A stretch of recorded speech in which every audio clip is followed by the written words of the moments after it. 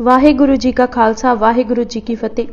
Punjabi audio book YouTube channel सुन रहे सारे ਸਰੋਤਿਆਂ ਨੂੰ ਮੇਰੇ ਸੁਤੰਤਰ ਕੌਰ ਵੱਲੋਂ ਪਿਆਰ ਭਰੀ ਸਤਿ ਸ਼੍ਰੀ ਅਕਾਲ। ਅੱਜ ਅਸੀਂ ਬਲਿਓ ਚਿਰਾਗ ਕਿਤਾਬ ਦਾ 10ਵਾਂ ਭਾਗ ਪੜ੍ਹਨ ਜਾ ਰਹੇ ਹਾਂ। ਪੰਨਾ ਨੰਬਰ 183। ਕਰਤਾਰਪੁਰ ਵਿੱਚ 18 ਸਾਲ। ਕਰਤਾਰਪੁਰ ਦਾ ਵਸਾਉਣਾ। ਗੁਰੂ ਨਾਨਕ ਦੇਵ ਜੀ ਨੇ ਪਹਿਲੀ ਉਦਾਸੀ ਬਾਅਦ ਹੀ ਦੇਖ ਲਿਆ ਸੀ ਕਿ ਜੋ ਕੁਝ ਉਹ ਲੋਕਾਂ ਨੂੰ ਪ੍ਰਚਾਰਨ ਆਏ ਹਨ ਉਸ ਦਾ ਪ੍ਰਤੱਖ ਪ੍ਰਮਾਣ ਦੇਣ ਲਈ ਕੋਈ ਨਾ ਕੋਈ ਥਾਂ ਕਾਇਮ ਕਰਨਾ ਜ਼ਰੂਰੀ ਹੈ। ਤਲਵੰਡੀ ਇੱਕ ਪਾਸੇ ਸੀ। ਗੁਰੂ ਜੀ ਨੇ ਜਾਂਚਿਆ ਕਿ ਜੇ ਰਾਵੀ ਚਨਾਬ ਅਤੇ ਪਹਾੜੀ ਇਲਾਕਿਆਂ ਲਾਗੇ ਕੋਈ ਥਾਂ ਚੁਣ ਲਈ ਜਾਵੇ ਤਾਂ ਠੀਕ ਰਹੇਗਾ। ਦੂਜੇ ਬਾਬਰ ਅਹਿਮਦਾਬਾਦ ਤੋਂ ਤਾਂ ਵਾਪਸ ਚਲਾ ਗਿਆ ਸੀ, ਪਰ ਉਸ ਦਾ ਹਮਲਾ ਕੋਈ ਆਖਰੀ ਹਮਲਾ ਨਹੀਂ ਸੀ। ਜਰਨੈਲੀ ਸੜਕ ਤੇ ਕਿਧਰੇ ਵੀ ਕੋਈ ਅਸਥਾਨ ਦਾ ਨਿਰਮਾਣ ਕਰਨਾ ਯੁੱਗ ਗਰਦੀ ਦੇ ਜ਼ਮਾਨੇ ਸਮੇਂ ਉਚਿਤ ਨਹੀਂ ਸੀ। ਤੀਜੇ ਕਰਤਾਰਪੁਰ ਦਾ ਸਾਰਾ ਹੀ ਇਲਾਕਾ ਦੱਬਿਆ ਹੋਇਆ ਪਛੜਿਆ ਹੋਇਆ ਸੀ। ਜਿਸ ਥਾਂ ਨੂੰ ਮਹਾਰਾਜ ਨੇ ਚੁਣਿਆ ਉਹ ਕਲਾਨੌਰ ਦੇ ਪਰਗਣੇ ਵਿੱਚ ਪੈਂਦਾ ਸੀ। ਕਲਾਨੌਰ ਕਿੰਨਾ ਕੁ ਪ੍ਰਸਿੱਧ ਸੀ ਇਸ ਗੱਲ ਦਾ ਗਿਆਨ ਪ੍ਰਚਲਿਤ ਅਖਾਣ ਤੋਂ ਵੀ ਹੋ ਜਾਂਦਾ ਹੈ। ਅਖਾਣ ਸੀ, ਜਿਸ ਨਹੀਂ ਦੇਖਿਆ ਲਾਹੌਰ ਉਹ ਦੇਖੇ ਕਲਾਨੌਰ। ਗੁਰੂ ਨਾਨਕ ਦੇਵ ਜੀ ਨੇ ਕਰਤਾਰਪੁਰ ਵਸਾਉਣ ਦਾ ਵਿਚਾਰ ਭਾਈ ਅਜੀਤਾ ਰੰਧਾਵਾ ਨੂੰ ਪ੍ਰਗਟ ਕੀਤਾ। ਉਸ ਨਾ ਸਿਰਫ ਖੁਸ਼ੀ ਮਨਾਈ ਸਗੋਂ ਸਾਰੇ ਪਿੰਡਾਂ ਕੋਲੋਂ ਜ਼ਮੀਨ ਵੀ ਲੈ ਕੇ ਦਿੱਤੀ। ਭਾਈ ਗੁਰਦਾਸ ਜੀ ਨੇ ਸਿੱਖਾਂ ਦੀ ਸੂਚੀ ਵਿੱਚ ਅਜੀਤਾ ਰੰਧਾਵਾ ਭਲਾ ਲਿਖਿਆ ਹੈ। ਭਾਈ ਮਣੀ ਸਿੰਘ ਜੀ ਲਿਖਦੇ ਹਨ ਕਿ ਇੱਕ ਵਾਰੀ ਭਾਈ ਅਜੀਤਾ ਰੰਧਾਵਾ ਗੁਰੂ ਨਾਨਕ ਪਾਸ ਆਏ ਅਤੇ ਕਿਹਾ, ਜੂ ਮੈਂ ਬਹੁਤ ਸਾਧਾਂ ਦਾ ਦਰਸ਼ਨ ਕੀਤਾ ਹੈ ਪਰ ਮੇਰੇ ਮਨ ਦਾ ਸੰਸਾ ਨਹੀਂ ਮਿਟਿਆ। ਤੁਹਾਡਾ ਦਰਸ਼ਨ ਕੀਤਾ ਹੈ, ਮੇਰਾ ਸੰਸਾ ਨਿਵਰਤ ਕਰੋ। ਗੁਰੂ ਨਾਨਕ ਦੇਵ ਜੀ ਨੇ ਉਸ ਨੂੰ ਸ਼ਾਂਤੀ ਦਾ ਰਾਹ ਦੱਸਿਆ ਕਿ ਲੋਕ ਜੋ ਹੋਮ ਕਰਦੇ ਹਨ ਸੋ ਦੇਵਤਿਆਂ ਦੀ ਪ੍ਰਸੰਨਤਾ ਕਰਦੇ ਹਨ। ਖੁਦਿਆਰਥੀ ਸਿੱਖ ਦੇ ਮੂੰਹ ਵਿੱਚ ਪਾਵਣਾ ਹੀ ਬ੍ਰਹਮ ਹੋਮ ਹੈ। ਉਸ ਨੇ ਸਾਰੀ ਜ਼ਿੰਦਗੀ ਹੀ ਸੇਵਾ ਨੂੰ ਮੁੱਖ ਰੱਖਿਆ। ਨਿਸ਼ਾਨਦੇਹੀ ਗੁਰੂ ਪਾਤਸ਼ਾਹ ਦੂਜੀ ਉਦਾਸੀ ਸਮੇਂ ਕਰ ਗਏ ਸਨ ਅਤੇ ਤੀਜੀ ਉਦਾਸੀ ਉਪਰੰਤ ਉਹਨਾਂ ਵਸਾਉਣ ਦਾ ਫੈਸਲਾ ਕਰ ਲਿਆ। ਕਰਤਾਰਪੁਰ ਦਾ ਵਸਣਾ ਸੁਣ ਕੇ ਕੱਟੜ ਖਿਆਲੀਏ ਮੁਸਲਮਾਨਾਂ ਤਾਂ ਸ਼ੋਰ ਮਚਾਉਣਾ ਹੀ ਸੀ, ਪਰ ਕਲਾਨੌਰ ਦੇ ਚੌਧਰੀ ਕਰੋੜੀ ਮੱਲ ਨੇ ਤਾਂ ਵਿਰੋਧਤਾ ਦਾ ਬੀੜਾ ਹੀ ਚੁੱਕ ਲਿਆ। ਮੁਫਤੀ ਅਲੀ ਉਦ ਦੀਨ ਨੇ ਲਿਖਿਆ ਹੈ, ਕਰੋੜੀ ਮੱਲ ਇਹ ਆਖੀ ਫਿਰਦਾ ਸੀ ਕਿ ਇਹ ਅਜੀਬ ਮਹਾਪੁਰਸ਼ ਹੈ ਜਿਸ ਨੇ ਹਿੰਦੂ ਮੁਸਲਮਾਨ ਦੋਹਾਂ ਦੇ ਧਰਮਾਂ ਵਿੱਚ ਹਲਚਲ ਮਚਾ ਦਿੱਤੀ ਹੈ। ਕੱਢ ਦਿਓ ਇਸ ਨੂੰ ਇੱਥੋਂ। ਇਹ ਨਿਸ਼ਚਾ ਕਰਕੇ ਉਹ ਘੋੜੇ ਤੇ ਸਵਾਰ ਹੋਇਆ, ਪਰ ਰਾਹ ਵਿੱਚ ਹੀ ਘੋੜਾ ਬਿਦਕ ਪਿਆ ਅਤੇ ਕਰੋੜੀ ਮੱਲ ਜ਼ਮੀਨ ਤੇ ਡਿੱਗ ਕੇ ਫੱਟੜ ਹੋ ਗਿਆ। ਉਸ ਨੂੰ ਲੋਕਾਂ ਨੇ ਕਿਹਾ ਕਿ ਬਾਬਾ ਜੀ ਨਾਲ ਬੁਰਾਈ ਨਹੀਂ ਕਰਨੀ ਚਾਹੀਦੀ ਅਤੇ ਉਸ ਦੇ ਚਰਨ ਪਕੜ ਲਏ। ਉਸ ਨੇ ਉਹਨਾਂ ਸਾਰਿਆਂ ਨੂੰ ਵੀ ਰੋਕਣਾ ਚਾਹਿਆ ਜਿਨ੍ਹਾਂ ਜ਼ਮੀਨ ਦਿੱਤੀ ਸੀ, ਪਰ ਜਦ ਸਾਰਿਆਂ ਨੇ ਕਿਹਾ ਕਿ ਗੁਰੂ ਨਾਨਕ ਦੇਵ ਜੀ ਦੇ ਟਿਕਣ ਨਾਲ ਦੇਸ਼ ਦੇ ਭਾਗ ਜਾਗ ਪੈਣਗੇ ਤਾਂ ਉਹ ਚੁੱਪ ਹੋ ਗਿਆ। ਦਰਸ਼ਨ ਕਰਨ ਲਈ ਆਇਆ ਅਤੇ ਜਾਰੀ ਕਰਾਮਾਤਾਂ ਦੇਖੀਆਂ ਤਾਂ ਆਪ ਵੀ ਉੱਥੋਂ ਦਾ ਹੀ ਹੋ ਗਿਆ। ਮਹਿਮਾ ਪ੍ਰਕਾਸ਼ ਦੇ ਸ਼ਬਦਾਂ ਅਨੁਸਾਰ, ਦੇਖ ਕੁਦਰਤ ਕਰਾਮਾਤ ਹੋਏ ਅਧੀਨ ਸਰਨੀ ਪਰਾਂ, ਖੁੱਲੇ ਨੈਣ ਰੋਸ਼ਨ ਪਏ ਸਤਿਗੁਰ ਕੋ ਦਰਸ਼ਨ ਕਰਾਂ। ਫਿਰ ਇਹ ਬੇਨਤੀ ਕੀਤੀ ਕਿ ਉਹ ਤਾਂ ਜਾਣੇਗਾ ਕਿ ਉਹਨਾਂ ਖਿਮਾ ਕੀਤੀ ਹੈ ਜੇ, ਸੋ ਬਿਗੇ ਕਾ ਗਾਉ ਇਹਾਂ ਕਰੋ, ਨਾਨਕ ਚੱਕ ਨਾਮ ਜਿਸ ਤਰੋ, ਪ੍ਰਭ ਸ਼ਰਧਾ ਦੇਖ ਮਨਜੂਰ ਯਹ ਕਰਾਂ। ਪਰ ਨਗਰਾਂ ਦਾ ਨਾਂ ਆਪਣੇ ਨਾਂ ਤੇ ਨਾ ਰੱਖ ਕੇ ਕਰਤਾਰਪੁਰ ਨਾਮ ਚੱਕ ਕਾ ਧਰਾ, ਧਰਮਸ਼ਾਲ ਹਵੇਲੀ ਤਾਹਾਂ ਬਣਾਈ, ਮਾਤਾ ਜੀ ਕੋ ਲਿਆ ਬੁਲਾਏ। ਤਲਵੰਡੀ ਦੀ ਬਹੁਤੀ ਵਸੋਂ ਕਰਤਾਰਪੁਰ ਹੀ ਆ ਗਈ। ਉਹਨਾਂ ਜੀ ਨੇ ਨਿਰੋਲ ਇੱਕੋ ਇਬਾਦਤ ਖਾਨਾ ਬਣਾਇਆ। ਇੱਕ ਅੰਦਾਜ਼ੇ ਮੁਤਾਬਕ ਕਰਤਾਰਪੁਰ ਦੀ ਵਸੋਂ 20,000 ਹੋ ਗਈ। ਕਰਤਾਰਪੁਰ ਤੋਂ ਚਾਰੇ ਪਾਸੇ ਲੋਕਾਂ ਦਾ ਪੁੱਜਣਾ ਸਹਿਲ ਹੋ ਗਿਆ। ਸਭ ਸਿੱਖ ਉੱਥੇ ਹੀ ਆ ਵਸੇ। ਬਲਵੰਡ ਜੀ ਵੀ ਆ ਗਏ ਅਤੇ ਰੋਜ਼ ਕੀਰਤਨ ਹੁੰਦਾ। ਸਾਰੇ ਪਾਸੇ ਖੁਸ਼ਬੂ ਫੈਲ ਗਈ। ਮਹਿਮਾ ਪ੍ਰਕਾਸ਼ ਅਨੁਸਾਰ, ਤੋਮਰ ਛੰਦ ਕਰੀ ਧਰਮਸ਼ਾਲ ਸੁੰਦਰ ਵਿਸਾਲ, ਸਦ ਹੋਤ ਭਜਨ ਮਿਲ ਕਰਤ ਸਜਨ, ਸਭ ਆਸ ਪਾਸ ਮੈਕੀ ਸਾਬਾਸ, ਬਾਵਣ ਸੁਭਾਵ ਸੰਤਨ ਸੁਭਾਵ, ਸਤਿਗੁਰ ਪ੍ਰਤਾਪ ਸਭ ਜਪਤ ਜਾਪ। ਮਹਿਮਾ ਅਮਿਤ ਪ੍ਰਕਾਸ਼ ਅਦਿਤ, ਗੁਰਬਚਨ ਸ਼ਬਦ ਪੜੇ ਮਿਟਤ ਅਬਦ, ਸਭ ਜਗਤ ਜਪਤ ਹੋਏ ਭਗਤ ਸਖਤ। ਉਹਨਾਂ ਦਾ ਨਵੇਂ ਸ਼ਹਿਰਾਂ ਨੂੰ ਕਰਤਾਰਪੁਰ ਦਾ ਨਾਂ ਦੇਣਾ ਵੀ ਆਪਾ ਭਾਵ ਮਿਟਾਉਣਾ ਹੀ ਦਰਸਾਉਂਦਾ ਸੀ। ਮਹਾਨ ਕੋਸ਼ ਦੇ ਲਿਖਣ ਅਨੁਸਾਰ ਗੁਰੂ ਨਾਨਕ ਦੇਵ ਜੀ ਨੇ ਆਪਣੀ ਪੱਕੀ ਰਿਹਾਇਸ਼ ਸੰਨ 1522 ਵਿੱਚ ਉੱਥੇ ਕਰ ਲਈ। ਇਸ ਸ਼ਹਿਰ ਨੂੰ ਵਸਾਉਣ ਵਿੱਚ ਜਿੱਥੇ ਅਜੀਤਾ ਜੀ ਨੇ ਮੁੱਢਲਾ ਉਦਮ ਕੀਤਾ, ਉੱਥੇ ਪਿੱਛੋਂ ਦੋਦਾ ਜੀ ਅਤੇ ਕਰੋੜੀ ਮੱਲ ਨੇ ਸਿਰ ਤੋੜ ਕੋਸ਼ਿਸ਼ ਕੀਤੀ। ਕਰਤਾਰਪੁਰ ਦੀ ਮਰਿਆਦਾ। ਕਰਤਾਰਪੁਰ ਵਿੱਚ ਟਿਕ ਕੇ ਗੁਰੂ ਨਾਨਕ ਦੇਵ ਜੀ ਨੇ ਸ਼ਬਦ ਨੂੰ ਹੀ ਦ੍ਰਿੜਾਇਆ। ਬਾਣੀ ਰਾਹੀਂ ਹੀ ਚਾਨਣ ਕਰਦੇ ਰਹੇ ਅਤੇ ਹਨੇਰਾ ਮਿਟਦਾ ਗਿਆ। ਉੱਥੇ ਦੂਰ ਦੂਰ ਤੋਂ ਆਤਮਿਕ ਸੁੱਖ ਦੇ ਢੰਡਾਊ ਆਉਣ ਲੱਗੇ ਅਤੇ ਚਰਚਾ ਸਦਾ ਹੋਣ ਲੱਗੀਆਂ। ਹਰ ਸਮੇਂ ਸ਼ਬਦ ਦਾ ਹੀ ਵਰਤਾਵਾ ਹੋਣ ਲੱਗਾ। ਸਵੇਰ ਵੇਲੇ ਜਪਜੀ ਦਾ ਪਾਠ ਹੁੰਦਾ, ਦਿਹਾੜੀ ਕਿਰਤ ਅਤੇ ਸ਼ਾਮ ਨੂੰ ਸੋਦਰ ਅਤੇ ਆਰਤੀ ਗਾਈ ਜਾਂਦੀ। ਗੁਰੂ ਨਾਨਕ ਗੁਰਮੁਖਤ ਨੇ ਅਥਰਬਣ ਦਾ ਭਾਰ ਉਤਾਰ ਕੇ ਪਰਾਂ ਸੁੱਟ ਦਿੱਤਾ। ਮਨੁੱਖਤਾ ਹੌਲੀ ਫੁੱਲ ਹੋ ਗਈ। ਕਲਯੁਗ ਦਾ ਪ੍ਰਭਾਵ ਮਿਟ ਗਿਆ। ਪਦਾਰਥਾਂ ਤੋਂ ਮਨੁੱਖ ਉੱਚਾ ਹੋ ਗਿਆ। ਅਥਰਬਣ ਕਲਯੁਗ ਦਾ ਵੈਦ ਹੈ। ਕਲਯੁਗ ਵਿੱਚ ਲੋਕੀ ਪਹਿਲਾਂ ਮੰਤਰਾਂ, ਜਾਦੂ ਟੂਣਿਆਂ ਅਤੇ ਸੁਖਨਾਵਾਂ ਦਾ ਹੀ ਸਹਾਰਾ ਲੈਂਦੇ ਸਨ। ਹੁਣ ਕੇਵਲ ਸ਼ਬਦ ਦਾ ਸਹਾਰਾ ਲੈਣ ਲੱਗੇ। ਬਾਣੀ ਮੁਖਿ ਉਚਾਰੀਐ, ਹੋਏ ਰੁਸ਼ਨਾਈ ਮਿਟੇ ਅੰਧਿਆਰਾ। ਗਿਆਨ ਗੋਸ਼ਟ ਚਰਚਾ ਸਦਾ, ਅਨਹਦ ਸ਼ਬਦ ਉਠੇ ਤੁਨਕਾਰਾ। ਸੋਦਰ ਆਰਤੀ ਗਾਵੀਐ, ਅੰਮ੍ਰਿਤ ਵੇਲੇ ਜਾਪ ਉਚਾਰਾ। ਗੁਰਮੁਖ ਭਾਰ ਅਰਥ ਬਣ ਤਾਰਾ।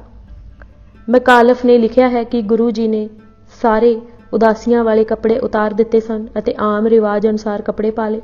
ਲੱਕ ਦੁਆਲੇ ਕੱਪੜਾ, ਮੋਢਿਆਂ ਤੇ ਚਾਦਰ ਅਤੇ ਸਿਰ ਤੇ ਦਸਤਾਰ ਬੰਨ੍ਹ ਲਈ। ਇਸ ਪੋਸ਼ਾਕ ਵਿੱਚ ਗੁਰੂ ਨਾਨਕ ਦੇਵ ਜੀ ਦੀ ਝਾਲ ਝੱਲੀ ਨਹੀਂ ਸੀ ਜਾਂਦੀ।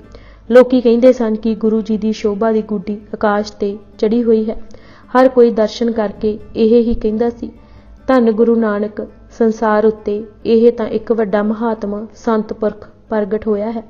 ਕਵੀ ਸੰਤੋਖ ਸਿੰਘ ਜੀ ਨੇ ਵੀ ਲਿਖਿਆ ਹੈ, ਭੇਖ ਫਕੀਰੀ ਤਜਿਓ ਸਰੀਰਾ, ਸੰਸਾਰੀ ਪਹਿਰ ਪੁੰਨ ਚੀਰਾ। ਕ੍ਰਿਸ਼ੀ ਕਰਾਵਣ ਲੱਗੇ ਬਸਾਲਾ, ਦੇਗ ਚਲਾਵੇ ਪਰਮ ਕਿਰਪਾਲਾ। ਦਰਸ਼ਨ ਕਰਨ ਹੇਤ ਸਿੰਧ ਆਵੇ, ਕਿਤਕ ਰਹਿ ਘਰ ਕਿਤਕ ਸਦਾਵੇ। ਸਵਾ ਜਾਮ ਨਿਸ ਰਹੇ ਸਦਾਈ, ਹੋਣ ਕਿਰਤ ਸਭ ਸੁਖਦਾਈ। ਦਿਨ ਨਿਕਲਣ ਤੋਂ ਡੇਢ ਪਹਿਰ ਰਹਿੰਦੇ ਗੁਰੂ ਨਾਨਕ ਦੇਵ ਜੀ ਉੱਠ ਪੈਂਦੇ। ਸੰਗਤਾਂ ਇਸ਼ਨਾਨ ਕਰਕੇ ਧਰਮਸਾਲ ਜੁੜ ਜਾਂਦੀਆਂ। ਜਪਜੀ ਦਾ ਪਾਠ ਅਤੇ ਆਸਾ ਦੀ ਵਾਰ ਦਾ ਕੀਰਤਨ ਹੁੰਦਾ। ਸੂਰਜ ਨਿਕਲਣ ਦੇ ਪਿੱਛੋਂ ਸਵਾ ਪਹਿਰ ਤੱਕ ਗੁਰਬਾਣੀ ਦਾ ਕੀਰਤਨ ਹੁੰਦਾ ਰਹਿੰਦਾ। ਸ਼ਬਦ ਦੀ ਕਥਾ ਵੀ ਉਸੇ ਸਮੇਂ ਵਿੱਚ ਹੀ ਹੋ ਜਾਂਦੀ ਸੀ। ਗਗਨ ਮੇ ਥਾਲ ਸਵੇਰੇ ਪੜ੍ਹਿਆ ਜਾਂਦਾ ਸੀ। ਇੰਜ ਲੱਗਦਾ ਹੈ ਇਹ ਕਰਤਾਰਪੁਰ ਦਾ ਕੌਮੀ ਤਰਾਨਾ ਸੀ। ਫਿਰ ਸਵੇਰੇ ਦਾ ਪ੍ਰਸ਼ਾਦ ਵਰਤਾਇਆ ਜਾਂਦਾ। ਦਿਹਾੜੀ ਸਭ ਕਿਰਤ ਵਿੱਚ ਜੁਟ ਜਾਂਦੇ।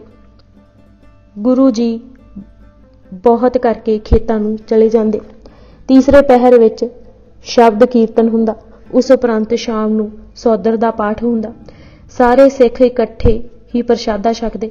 ਇੱਕ ਪਹਿਰ ਰਾਤ ਜਦ ਗੁਜ਼ਰ ਜਾਂਦੀ ਤਾਂ ਸਾਰੇ ਸੋਹਿਲੇ ਦਾ ਪਾਠ ਕਰਕੇ ਵਿਸ਼ਰਾਮ ਕਰਦੇ। ਮੁਨਸ਼ੀ ਸੋਹਣ ਲਾਲ ਦਾ ਕਹਿਣਾ ਹੈ ਕਿ ਆਤਮਿਕ ਸ਼ਾਂਤੀ ਲਈ ਹਰ ਸ਼ਹਿਰ ਅਤੇ ਹਰ ਪ੍ਰਾਂਤ ਦੇ ਲੋਕੀ ਆਪ ਜੀ ਦੀ ਸੇਵਾ ਵਿੱਚ ਹਾਜ਼ਰ ਹੁੰਦੇ ਅਤੇ ਖੁਸ਼ੀਆਂ ਪ੍ਰਾਪਤ ਕਰਦੇ। ਆਪ ਜੀ ਦੇ ਦੀਦਾਰ ਸਦਕਾ ਉਹਨਾਂ ਦੀਆਂ ਅੱਖਾਂ ਵਿੱਚ ਨੂਰ ਅਤੇ ਚਮਕ ਆ ਜਾਂਦੀ। ਕਰਤਾਰਪੁਰ ਵਿੱਚ ਉਪਦੇਸ਼ ਸਿੱਖਾਂ ਦਾ ਆਉਣਾ। ਉਂਝ ਤਾਂ ਅਨੇਕਾਂ ਹੀ ਲੋਕ ਕਰਤਾਰਪੁਰ ਪੁੱਜਦੇ ਅਤੇ ਗੁਰੂ ਜੀ ਪਾਸ ਟਿਕ ਕੇ ਮਨ ਦੇ ਸ਼ੰਕੇ ਨਿਵਾਰਦੇ, ਪਰ ਭਾਈ ਗੁਰਦਾਸ ਜੀ ਨੇ ਕੇਵਲ 20 ਅਤੇ ਸਿੱਖਾਂ ਦਾ ਜ਼ਿਕਰ ਕੀਤਾ ਹੈ ਜਿਨ੍ਹਾਂ ਜੀਵਨ ਪਦਵੀ ਪਾਈ। ਸਭ ਤੋਂ ਪਹਿਲੀ ਥਾਂ ਉਹਨਾਂ ਭਾਈ ਤਾਰੂ ਸਿੰਘ ਨੂੰ ਦਿੱਤੀ ਹੈ। ਤਾਰੂ ਜੀ ਨੂੰ ਗੁਰੂ ਨਾਨਕ ਦੇਵ ਜੀ ਨੇ ਕਿਹਾ ਸੀ, ਤਾਰੂ ਤੂੰ ਕੁੱਲ ਤਾਰੂ ਹੋਵੇਂਗਾ। ਧਰਮ ਦੀ ਕਿਰਤ ਕਰਕੇ ਵੰਡ ਖਾਵਣਾ, ਦੁੱਖ ਵੰਡ ਆਉਣਾ, ਸਵਾਸ ਸਵਾਸ ਵਾਹਿਗੁਰੂ ਜਪਣਾ, ਹਿਰਦਾ ਸ਼ੁੱਧ ਰੱਖਣਾ। ਭਾਈ ਮਣੀ ਸਿੰਘ ਜੀ ਲਿਖਦੇ ਹਨ ਕਿ ਭਾਈ ਤਾਰੂ ਇਸ ਤਰ੍ਹਾਂ ਹੀ ਵਰਤੇ ਅਤੇ ਧਰਮ ਦੀ ਕਿਰਤ ਕਰਦੇ ਰਹੇ। ਭਜਨ ਕਰੇ ਤੇ ਆਇਆ ਸਿੱਖਾਂ ਦੀ ਸੇਵਾ ਕਰੇ ਅਤੇ ਤੁਰੰਤਾਂ ਨਾਲ ਜਾਏ ਕੇ ਪਹੁੰਚਾ ਆਵੇ। ਕਿਸੇ ਦਾ ਦਰਦ ਅਤੇ ਦੁੱਖ ਦੇਖ ਕੇ ਆਪੂ ਤੜਫੇ। ਲਾਹੌਰ ਵਿੱਚ ਜਦ ਅੱਗ ਲੱਗੀ ਅਤੇ ਸ਼ਹਿਰ ਸੜਨ ਲੱਗਾ ਤਾਂ ਭਾਈ ਤਾਰੂ ਜੀ ਨੇ ਘਰੋਂ ਬਾਲਟੀ ਉਠਾ ਲਈ ਅਤੇ ਖੂਹ ਤੋਂ ਪਾਣੀ ਭਰ ਕੇ ਅੱਗ ਬੁਝਾਉਣ ਲਈ ਤੁਰ ਪਏ। ਨਾਲ ਦਿਆਂ ਕਿਹਾ, ਭਾਈ ਜੀ, ਇੰਨੀ ਭਿਆਨਕ ਅੱਗ ਤੁਹਾਡੀ ਇੱਕ ਬਾਲਟੀ ਨਾਲ ਨਹੀਂ ਬੁਝਣ ਲੱਗੀ। ਇਹ ਉਦਮ ਨਿਸਫਲ ਜਾਏਗਾ। ਪਰਉਪਕਾਰੀ ਭਾਈ ਤਾਰੂ ਜੀ ਨੇ ਕਿਹਾ ਕਿ ਮੈਨੂੰ ਇਸ ਨਾਲ ਕੋਈ ਸਰੋਕਾਰ ਨਹੀਂ ਕਿ ਮੇਰੀ ਪਾਈ ਬਾਲਟੀ ਨਾਲ ਅੱਗ ਬੁਝਦੀ ਹੈ ਜਾਂ ਨਹੀਂ, ਪਰ ਗੁਰੂ ਨਾਨਕ ਦਾ ਸਿੱਖ ਅੱਗ ਲੱਗੀ ਦੇਖ ਕੇ ਚੁੱਪ ਕਰਕੇ ਆਰਾਮ ਨਾਲ ਨਹੀਂ ਬੈਠ ਸਕਦਾ। ਭਾਈ ਤਾਰੂ ਜੀ ਫਾਇਰ ਬ੍ਰਿਗੇਡ ਦੇ ਬਾਨੀ ਕਹੇ ਜਾ ਸਕਦੇ ਹਨ। ਭਾਈ ਗੁਰਦਾਸ ਜੀ ਨੇ ਦੂਜੇ ਸਿੱਖ ਦਾ ਨਾਂ ਭਾਈ ਮੂਲਾ ਕੀੜ ਲਿਖਿਆ ਹੈ। ਕੀੜ ਜਾਤੀ ਦਾ ਮੂਲਾ ਸੀ, ਜਿਸ ਦੇ ਕਈ ਕੰਮ ਅਚਰਜ ਸਨ ਅਤੇ ਗੁਰਾਂ ਦੇ ਦਾਸਾਂ ਦਾ ਦਾਸ ਹੋ ਕੇ ਰਹਿੰਦਾ ਸੀ। ਗੁਰੂ ਨਾਨਕ ਦੇਵ ਜੀ ਨੇ ਉਸ ਨੂੰ ਸੰਜਮੀ ਜੀਵਨ ਬਤੀਤ ਕਰਨ ਦਾ ਉਪਦੇਸ਼ ਦਿੱਤਾ। ਉਸ ਨੇ ਸੇਵਾ ਦੀ ਹੱਦ ਦੱਸ ਦਿੱਤੀ। ਇੱਕ ਵਾਰੀ ਉਸ ਦੇ ਘਰ ਇੱਕ ਬਹੁਰੂਪੀਆ ਆਇਆ, ਜਿਸ ਗੁਰੂ ਨਾਨਕ ਦੇਵ ਜੀ ਦੀ ਬਾਣੀ ਕੰਠ ਕੀਤੀ ਹੋਈ ਸੀ। ਭਾਈ ਜੀ ਸ਼ਬਦ ਸੁਣ ਕੇ ਉਸ ਬਹਿਰੂਪੀਏ ਨੂੰ ਰਾਤੀ ਵਿਸ਼ਰਾਮ ਕਰਨ ਲਈ ਘਰ ਲੈ ਗਿਆ, ਪਰ ਜਦ ਉਹ ਰਾਤੀ ਉਸ ਦੀ ਘਰਵਾਲੀ ਦੇ ਗਹਿਣੇ ਹੀ ਚੁੱਕ ਕੇ ਲੈ ਚੱਲਿਆ ਤਾਂ ਭਾਈ ਮੂਲਾ ਜੀ ਨੂੰ ਭਾਵੇਂ ਉਸ ਦੀ ਕਰਤੂਤ ਦਾ ਪਤਾ ਲੱਗ ਗਿਆ ਸੀ, ਪਰ ਕਿਹਾ ਕੁਝ ਨਹੀਂ। ਘਰਵਾਲੀ ਨੂੰ ਹੋਰ ਗਹਿਣੇ ਕਢਵਾ ਦਿੱਤੇ, ਪਰ ਸ਼ਬਦ ਦਾ ਨਿਰਾਦਰ ਨਾ ਹੋਣ ਦਿੱਤਾ। ਉਸ ਬਹਿਰੂਪੀਏ ਦੇ ਜੀਵਨ ਵਿੱਚ ਵੀ ਪਲਟਾ ਆਇਆ। ਤੀਜੇ ਅਤੇ ਚੌਥੇ ਸਿੱਖ ਦਾ ਨਾਂ ਭਾਈ ਪਿਰਥਾ ਅਤੇ ਖੇਡਾ ਲਿਖਿਆ ਹੈ। ਉਹ ਸੋਇਨੀ ਜਾਤ ਦੇ ਸਨ। ਗੁਰੂ ਨਾਨਕ ਦੇਵ ਜੀ ਦੇ ਚਰਨਾਂ ਦੀ ਸ਼ਰਨ ਲੈ ਕੇ ਸ਼ਾਂਤ ਸੁਖ ਦੇ ਨਿਵਾਸੀ ਹੋਏ। ਪ੍ਰਿਥਾ ਖੇਡਾ ਸੋਇਨੀ ਚਰਨ ਸਰਨ ਸੁਖ ਸਹਿਜ ਨਿਵਾਸੀ। ਭਾਈ ਮਣੀ ਸਿੰਘ ਅਨੁਸਾਰ ਪ੍ਰਿਥਾ ਅਤੇ ਖੇਡਾ ਸੋਇਨੀ ਜਾਤ ਦੇ ਖੱਤਰੀ ਹੈ ਸਨ। ਸਤਿਗੁਰੂ ਦੇ ਦਰਸ਼ਨਾਂ ਨੂੰ ਕਰਤਾਰਪੁਰ ਆਏ। ਅੱਗੇ ਬਾਣੀ ਦਾ ਵਿਚਾਰ ਹੁੰਦਾ ਸੀ। ਬਾਣੀ ਸੁਣਦੇ ਸਾਰ ਮਨ ਇਕਾਗਰ ਹੋ ਗਿਆ। ਉਹਨਾਂ ਗੁਰੂ ਨਾਨਕ ਪਾਸ ਬੇਨਤੀ ਕੀਤੀ ਕਿ ਉਹਨਾਂ ਨੂੰ ਚਰਨਾਂ ਦੀ ਸ਼ਰਨ ਰੱਖੀਏ ਅਤੇ ਇਹ ਦਾਨ ਦਿਚੈ ਜੂ ਜੁਗਤ ਨੂੰ ਅਸਾਰ ਜਾਣ ਕੇ ਅਸੀਂ ਮੰਗੀਏ ਕੁਝ ਨਾ। ਤੇਰਾ ਹੁਕਮ ਮਿੱਠਾ ਲਾਗੇ, ਗੁਰੂ ਨਾਨਕ ਦੇਵ ਜੀ ਨੇ ਬਚਨ ਕੀਤਾ। ਸਾਡੇ ਚਰਨ ਸਦਾ ਸਾਧ ਸੰਗਤ ਵਿੱਚ ਰਹਿੰਦੇ ਹਨ। ਤੁਸਾਂ ਸੇਵਾ ਕਰਨੀ ਅਤੇ ਧਰਮਸ਼ਾਲਾ ਦੋਏ ਵੇਲੇ ਟੁਰ ਜਾਵਣਾ। ਧਰਮ ਦੀ ਕਿਰਤ ਕਰਕੇ ਅਤਿਥੀ ਸਿੱਖਾਂ ਨਾਲ ਵੰਡ ਕੇ ਖਾਵਣਾ। ਇਸ ਤਰ੍ਹਾਂ ਸਦਾ ਚਰਨਾਂ ਦੀ ਸ਼ਰਨ ਹੋ ਜਾਵੋਗੇ। ਸਰੀਰ ਸਰਗੁਣ ਹੈ ਅਤੇ ਸ਼ਬਦ ਮੇਰਾ ਹਿਰਦਾ ਹੈ, ਨਿਰਗੁਣ ਰੂਪ ਹੈ। ਕੈਸੀ ਕਮਾਲ ਦੀ ਗੱਲ ਕਹੀ ਗੁਰੂ ਪਾਤਸ਼ਾਹ ਨੇ ਕਿ ਸਰੀਰ ਨਾਲ ਮਿਲੋਗੇ ਤਾਂ ਫਿਰ ਵੀ ਵਿਛੜੋਗੇ ਅਤੇ ਜੇ ਸ਼ਬਦ ਨਾਲ ਮਿਲੋਗੇ ਤਾਂ ਵਿਛੜੋਗੇ ਨਹੀਂ। ਭਾਈ ਗੁਰਦਾਸ ਜੀ ਨੇ ਜਿਸ ਪੰਜਵੇਂ ਸਿੱਖ ਦਾ ਜ਼ਿਕਰ ਕੀਤਾ ਉਹ ਹਨ ਭਾਈ ਮਰਦਾਨਾ ਜੀ, ਜਿਨ੍ਹਾਂ ਦੀ ਰਬਾਬ ਵਿੱਚੋਂ ਨਿਕਲੀ ਹਰ ਸੁਰ ਸ਼ਬਦ ਨਾਲ ਮਿਲ ਕਰਾਮਾਤ ਕਰਦੀ ਰਹੀ। ਰਹਿਮਤ ਨਾਲ ਦਾਨਾ ਮਰਦਾਨਾ ਬਣਿਆ। ਇੱਥੇ ਇੰਨਾ ਹੀ ਲਿਖਣਾ ਕਾਫੀ ਹੈ ਕਿ ਇੱਕੋ ਮਰਦਾਨਾ ਜੀ ਹਨ ਜਿਨ੍ਹਾਂ ਨੂੰ ਇਹ ਅਧਿਕਾਰ ਵੀ ਮਿਲਿਆ ਹੈ ਕਿ ਉਹ ਸ਼ਬਦ ਵਿੱਚ ਨਾਨਕ ਛਾਪ ਵੀ ਵਰਤ ਲੈਣ। ਗੁਰੂ ਨਾਨਕ ਦੇਵ ਜੀ ਨੇ ਕਿਹਾ ਸੀ, ਮਰਦਾਨਿਆ ਜਿੱਥੇ ਮੇਰਾ ਵਾਸਾ ਉੱਥੇ ਤੇਰਾ ਵਾਸਾ। ਮੁਨਸ਼ੀ ਸੁਜਾਨ ਰਾਏ ਨੇ ਖਲਾਸਤ ਉਤ ਤਵਰੀਖ ਵਿੱਚ ਵੀ ਜ਼ਿਕਰ ਕੀਤਾ ਹੈ ਕਿ ਮਰਦਾਨਾ ਗੁਰੂ ਨਾਨਕ ਦੇਵ ਜੀ ਦੀ ਬਾਣੀ ਇਸ ਸੋਝ ਅਤੇ ਦਿਲ ਖਿੱਚਵੇਂ ਢੰਗ ਨਾਲ ਗਾਉਂਦਾ ਸੀ ਕਿ ਪੰਛੀ ਵੀ ਰੁਕ ਜਾਣ। ਮੁਨਸ਼ੀ ਸੋਹਣ ਲਾਲ ਨੇ ਵੀ ਲਿਖਿਆ ਹੈ ਕਿ ਜਦ ਉਹ ਬਾਣੀ ਗਾਉਂਦਾ ਤਾਂ ਉਸ ਦਾ ਚਿਹਰਾ ਜਗਮਗਾ ਉੱਠਦਾ।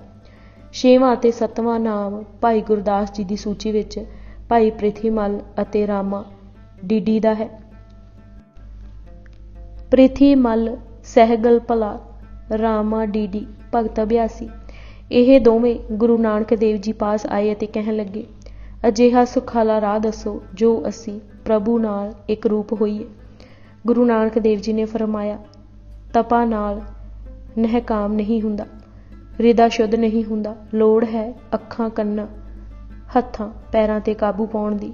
ਅੱਖਾਂ ਨੂੰ ਰੂਪ ਵੱਲੋਂ ਹਟਾਉਣਾ, ਕੰਨਾਂ ਨੂੰ ਨਿੰਦਿਆ ਉਸਤਤ ਵੱਲੋਂ ਹਟਾਉਣਾ, ਹੱਥ ਨੂੰ ਚੋਰੀ ਯਾਰੀ ਵੱਲੋਂ ਵਰਜਣਾ, ਪੈਰਾਂ ਨੂੰ ਬੁਰੇ ਕੰਮਾਂ ਅਤੇ ਕੁਸੰਗ ਵੱਲੋਂ ਪਿੱਛੇ ਕਰਨਾ,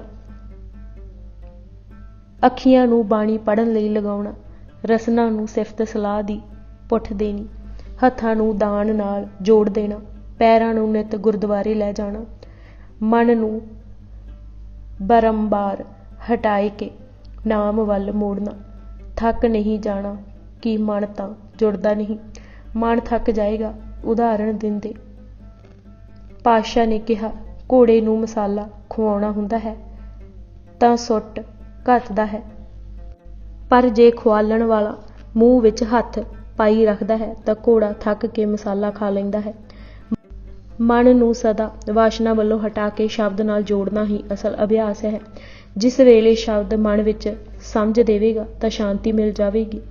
ਉਹਨਾਂ ਗੁਰੂ ਦਾ ਉਪਦੇਸ਼ ਐਸਾ ਪੱਲੇ ਬੰਨਿਆ ਕਿ ਜਿੱਥੇ ਵੀ ਸਾਧ ਸੰਗਤ ਹੋਵੇ ਤਿੱਥੇ ਤੁਰ ਜਾਵਣ, ਨਾਲ ਟਹਿਲ ਕਰਨੀ, ਸਾਥ ਹੀ ਸ਼ਬਦ ਦਾ ਅਭਿਆਸ ਕਰਨਾ। ਸਿੱਖਾਂ ਦੀ ਸੂਚੀ ਵਿੱਚ ਅਗਲਾ ਨਾਮ ਦੌਲਤ ਖਾਂ ਦਾ ਆਉਂਦਾ ਹੈ। ਭਾਈ ਗੁਰਦਾਸ ਜੀ ਦੀ ਵਾਰ 12ਵੀਂ ਪੌੜੀ 13ਵੀਂ ਦੇ ਸ਼ਬਦ ਹਨ। ਦੌਲਤ ਖਾਂ ਲੋਧੀ ਭਲਾ ਹੋਇਆ ਜਿੰਦ ਪੀਰ ਅਬਿਨਾਸੀ। ਦੌਲਤ ਖਾਂ ਨੂੰ ਜੀਵਨ ਮੁਕਤ ਮਿਲ ਗਈ ਅਤੇ ਉਸ ਦੀ ਸ਼ੋਭਾ ਫੈਲੀ। 9ਵੀਂ ਅਤੇ 10ਵੀਂ ਥਾਂ ਭਾਈ ਗੁਰਦਾਸ ਜੀ ਨੇ ਭਾਈ ਮਾਲੋ ਅਤੇ ਮਾਂਗਾ ਜੀ ਨੂੰ ਦਿੱਤੀ ਹੈ। ਮਾਲੋ ਜੀ ਅਤੇ ਮਾਂਗਾ ਜੀ ਨਾਂ ਦੇ ਸਿੱਖ ਗੁਰਬਾਣੀ ਰਸ ਦੇ ਰਸਿਕ ਹੋ ਕੇ ਮਗਨ ਰਹਿੰਦੇ ਰਹੇ।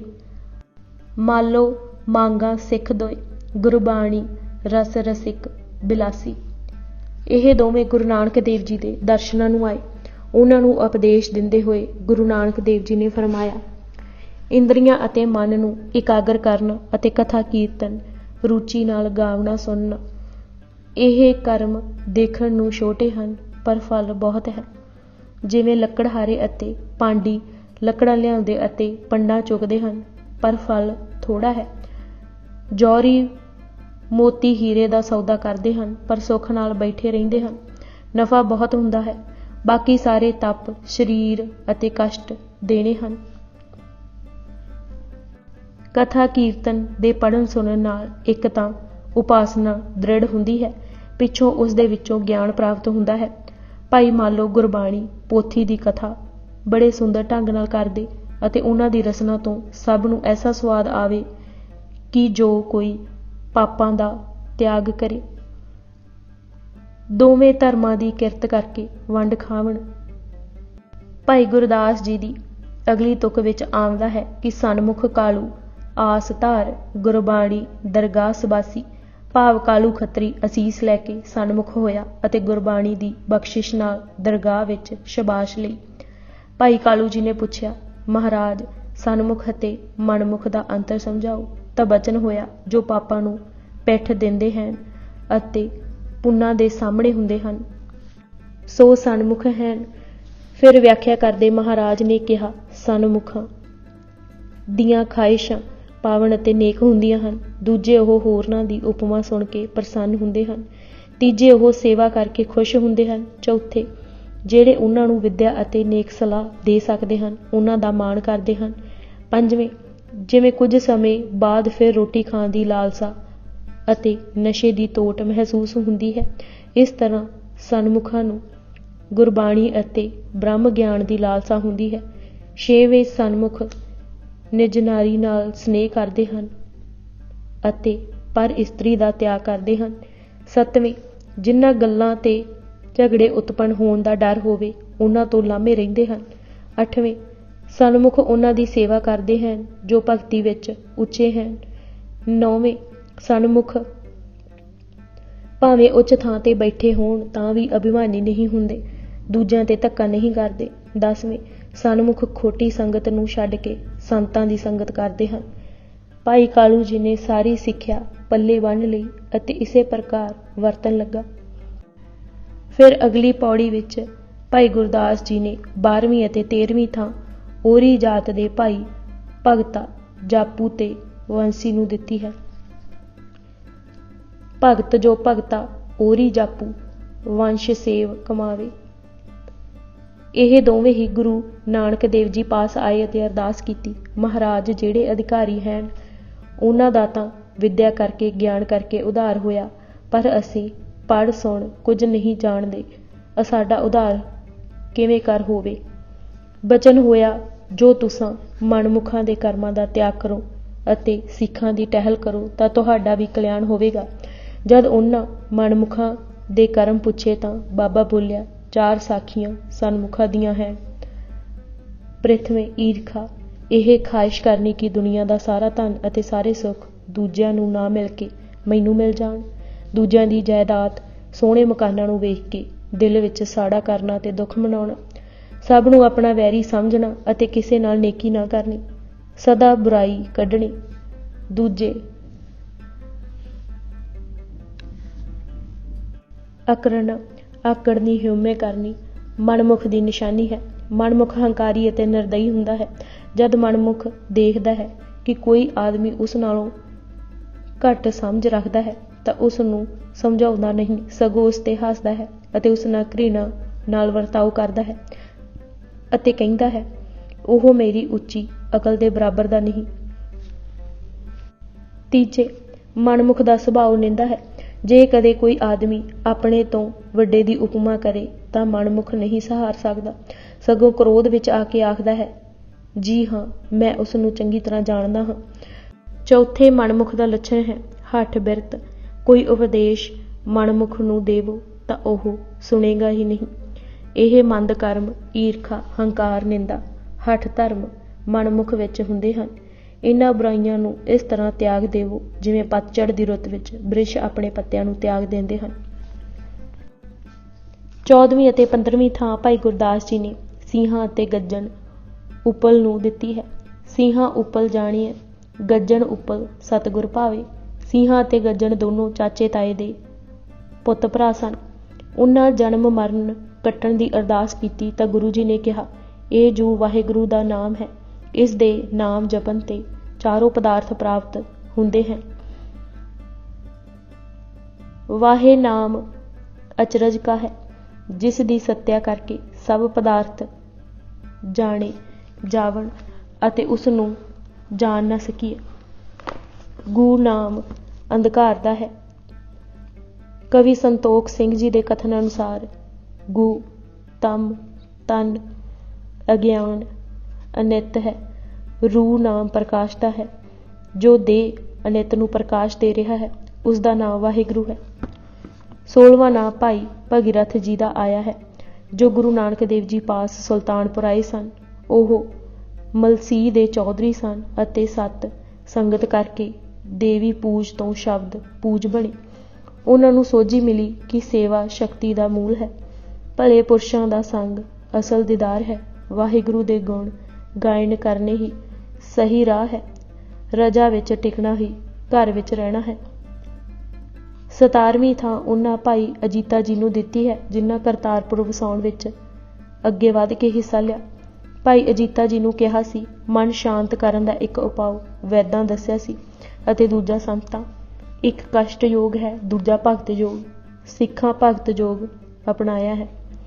18ਵੀਂ ਪਵਿੱਤਰ ਥਾਂ ਉਹਨਾਂ ਬਾਬਾ ਬੁੱਢਾ ਜੀ ਨੂੰ ਦਿੱਤੀ ਹੈ। ਭਾਈ ਗੁਰਦਾਸ ਜੀ ਦੇ ਸ਼ਬਦਾਂ ਵਿੱਚ, ਬੁੱਢਾ ਇੱਕ ਮਨ ਧਿਆਵੈ। ਬਾਬਾ ਬੁੱਢਾ ਜੀ ਇੱਕ ਐਸੇ ਵਿਅਕਤੀ ਸਨ ਜਿਨ੍ਹਾਂ 8 ਗੁਰੂਆਂ ਦੇ ਪ੍ਰਤੱਖ ਦਰਸ਼ਨ ਕੀਤੇ ਹਨ।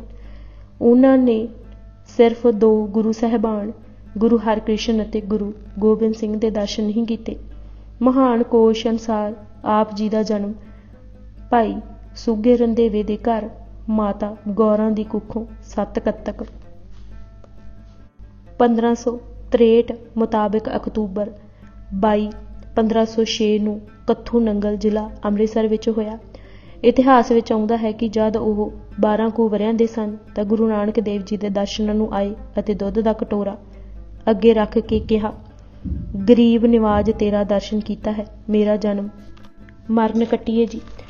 ਭਾਈ ਮਣੀ ਸਿੰਘ ਜੀ ਮੁਤਾਬਕ ਗੁਰੂ ਨਾਨਕ ਦੇਵ ਜੀ ਨੇ ਕਿਹਾ, ਤੂੰ ਤਾਂ ਅਜੇ ਬਾਲਕ ਹੈ, ਤੈਨੂੰ ਇਹ ਬੁੱਧ ਕਿੱਥੋਂ ਪ੍ਰਾਪਤ ਹੋਈ? ਤਾਂ ਉਸ ਆਖਿਆ, ਜੀ ਸਾਡੇ ਪਿੰਡ ਮੁਗਲ ਆਣ ਉਤਰੇ ਸਨ, ਨਾਲੇ ਉਹਨਾਂ ਕੱਚੀਆਂ ਖੇਤੀਆਂ ਵੱਢ ਲਈਆਂ, ਨਾਲੇ ਪੱਕੀਆਂ, ਨਾਲੇ ਡੱਡਰੀਆਂ। ਤਾਂ ਮੇਰੇ ਮਨ ਵਿੱਚ ਆਈ, ਜੇ ਉਹਨਾਂ ਡਾਢਿਆਂ ਦਾ ਹੱਥ ਕਿਸੇ ਨਹੀਂ ਫੜਿਆ ਤਾਂ ਜਮਾਂ ਦਾ ਹੱਥ ਕਿਸ ਫੜਨਾ ਹੈ। ਗੁਰੂ ਜੀ ਨੇ ਬਚਨ ਕੀਤਾ, ਤੂੰ ਬਾਲਕ ਤਾਂ ਨਹੀਂ, ਤੇਰੀ ਤਾਂ ਬੁੱਢਿਆਂ ਕੀ ਜੈਸੀ ਮੱਤ ਹੈ। ਤੂੰ ਤਾਂ ਬੁੱਢਾ ਹੈ। ਇੱਕ ਮਨ ਹੋਏ ਕੇ ਨਾਮ ਧਿਆਵੇਂਗਾ ਤਾਂ ਤੇਰੀ ਕਲਿਆਣ ਹੋਵੇਗੀ, ਆਰਜਾ ਵਧੇਗੀ। ਉਸ ਸਮੇਂ ਤੋਂ ਹੀ ਉਸ ਦਾ ਨਾਮ ਬਾਬਾ ਬੁੱਢਾ ਜੀ ਪੱਕ ਗਿਆ। ਅਹਿਮਦ ਸ਼ਾਹ ਬਟਾਲਵੀ ਲਿਖਦਾ ਹੈ ਕਿ ਅੰਮ੍ਰਿਤਸਰ ਲਾਗੇ ਗੁਰੂ ਨਾਨਕ ਦੇਵ ਜੀ ਵਿਚਰ ਰਹੇ ਸਨ ਕਿ ਇੱਕ ਬਾਲਕ ਦਾ ਮੇਲ ਹੋਇਆ। ਉਸ ਸਮੇਂ ਉਹ ਬਾਲਕ ਮੱਝੀਆਂ ਚਾਰ ਰਿਹਾ ਸੀ। ਪਾਣੀ ਲਿਆਉਣ ਲਈ ਕਿਹਾ ਤਾਂ ਉਸ ਬਾਲਕ ਨੇ ਕਿਹਾ ਕਿ ਕਿਸੇ ਤਲਾਬ ਵਿੱਚ ਹੀ ਜਲ ਨਹੀਂ ਹੈ। ਗੁਰੂ ਜੀ ਨੇ ਕਿਹਾ, ਤੁਸੀਂ ਆਪੂ ਜਾ ਕੇ ਦੇਖੋ। ਜਦ ਉਹ ਬਾਲਕ उस तलाब कोल पुज्जा तां ओह निर्मल जल नाल भरिया होया सी। उस बालक ते बाबे दे बचनां ने ऐसा प्रभाव पाया कि ओह घर घाट छड्ड के उन्हां पास टुर गया। बाबा नानक ने उसनूं असीस दित्ती कि ओह लंमी आयु भोगेगा। बटालवी लिखदा है कि बाबा नानक दे उपरंत उसने बड़ी नामवारी खट्टी। लोक उन्हां प्रति बड़ी शरधा रखदे सन। गुरु हरगोबिंद जी दे समय तक आप जी जिउंदे रहे। तरन ताਰਨ ਦੀ ਨੀਂਹ गुरु अर्जन देव जी ने इन्हां दे कहण ते ही रखी सी। इस तो पहिलां बाबा बुੱਢਾ जी ਵੱਲੋਂ संकेत कीती ਥਾਂ ते उत्ते ही ਅੰਮ੍ਰਿਤਸਰ ਦੀ ਉਸਾਰੀ ਹੋਈ ਸੀ। बुੱਢਾ जी ਕਰਤਾਰਪੁਰ ही आ टिके ਅਤੇ सेवा ਵਿੱਚ जुट गए। गुरु नानक देव जी ने जद ਧਾਨਕ रूप ਧਾਰ गुरगद्दी सौंपण वेले ਅੰਮ੍ਰਿਤ ਪ੍ਰੀਖਿਆ ਲਈ ਤਾਂ ਅਖੀਰ ਵਿੱਚ जो 3 ਰਹਿ ਗਏ ਉਹਨਾਂ ਵਿੱਚੋਂ ਇੱਕ ਬਾਬਾ बुੱਢਾ ਜੀ ਹੀ ਸਨ। ਉਹਨਾਂ ਦੀ ਲਗਨ ਦੇਖ ਕੇ ਗੁਰੂ ਨਾਨਕ ਦੇਵ ਜੀ ਨੇ ਵਰ ਦਿੱਤਾ ਕਿ ਤੈਥੋਂ ਕਦੇ ਓਲੇ ਨਾ ਹੋਸਾਂ। ਗੁਰੂ ਨਾਨਕ ਦੇਵ ਜੀ ਨੇ ਪ੍ਰਦਖਣਾ ਕਰਕੇ ਜਦ ਗੁਰੂ ਅੰਗਦ ਦੇਵ ਜੀ ਨੂੰ ਤਖਤ ਤੇ ਬਿਠਾਇਆ ਤਾਂ ਤਿਲਕ ਦੇਣ ਲਈ ਭਾਈ बुੱਢਾ ਜੀ ਨੂੰ ਹੀ ਆਗਿਆ ਕੀਤੀ। ਫਿਰ ਗੁਰੂ ਅੰਗਦ ਦੇਵ ਜੀ ਨੇ ਤਿੰਨ ਕਿਉਂ ਕੀਆ ਉਪਦੇਸੀਆ ਜਿਨ ਗੁਰੂ ਨਾਨਕ ਦੇਵ ਆਖ ਕੇ ਮਾਣ ਦਿੱਤਾ ਸੀ। ਗੁਰੂ ਅਮਰਦਾਸ ਜੀ ਨੇ ਸਿੱਖੀ ਦੀ ਅਵਿੱਧ ਆਖ ਸਤਿਕਾਰਿਆ ਸੀ।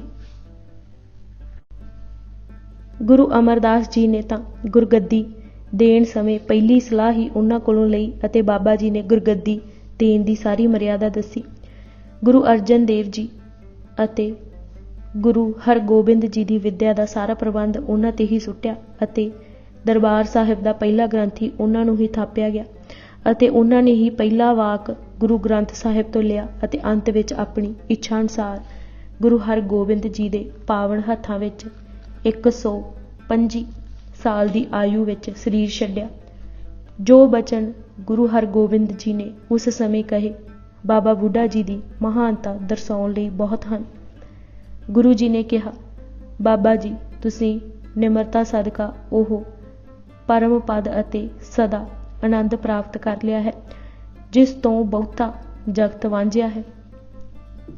ਤੁਹਾਡੇ ਹਿਰਦੇ ਗੁਰ ਸ਼ਬਦ ਹੈ, ਸੋ ਤੁਸੀਂ ਕਿਰਪਾ ਕਰਕੇ ਗੁਰੂ ਨਾਨਕ, ਗੁਰੂ ਅੰਗਦ ਅਤੇ ਗੁਰੂ ਅਮਰਦਾਸ ਜੀ ਦੀ ਵਡਿਆਈ 2-2 ਤੁਕਾਂ ਵਿੱਚ ਦੱਸੋ ਤਾਂ ਕਿ ਸਭ ਨੂੰ ਗੁਰੂ ਪਾਤਸ਼ਾਹ ਦੀ ਅਜ਼ਮਤ ਦ੍ਰਿੜ ਹੋਏ। ਗੁਰੂ ਨਾਨਕ ਦੇਵ ਜੀ ਬਾਰੇ ਬਾਬਾ ਜੀ ਨੇ ਕਿਹਾ, ਨਿਰਾ ਨੂਰ ਅਤੇ ਪ੍ਰਭੂ ਦਾ ਪ੍ਰਤੱਖ ਰੂਪ ਸਨ। ਗੁਰ ਬਾਬਾ ਨਾਨਕ ਪ੍ਰਭ ਅਵਤਾਰ ਸੁਤ ਹੈ ਪ੍ਰਕਾਸ਼ੀ ਕਰਨੀ ਸਾਰ ਜਨਮਤ ਹੀ ਉਪਦੇਸ਼ ਚਲਾਇਆ ਬਹੁ ਸਾਧਨ ਕੋ ਰਾਹ ਬਤਲਾਇਆ। ਗੁਰੂ ਅੰਗਦ ਦੇਵ ਜੀ ਬਾਰੇ ਫਰਮਾਇਆ, ਨਿਰੇ ਸਾਧੂ ਰਤਾ ਵੀ ਪਕੜ ਨਹੀਂ, ਸਦਾ ਸ਼ਾਂਤ ਅਤੇ ਦਇਆ ਅਤੇ ਪਿਆਰ ਦੀ ਮੂਰਤ। ਪਰਮ ਅਵਧੂਤ ਦਿਖਾਵੋ ਭਾਉ, ਨਿਰਵਿਕਲਪ ਨਿਰਲੰਭ ਸੁਭਾਉ।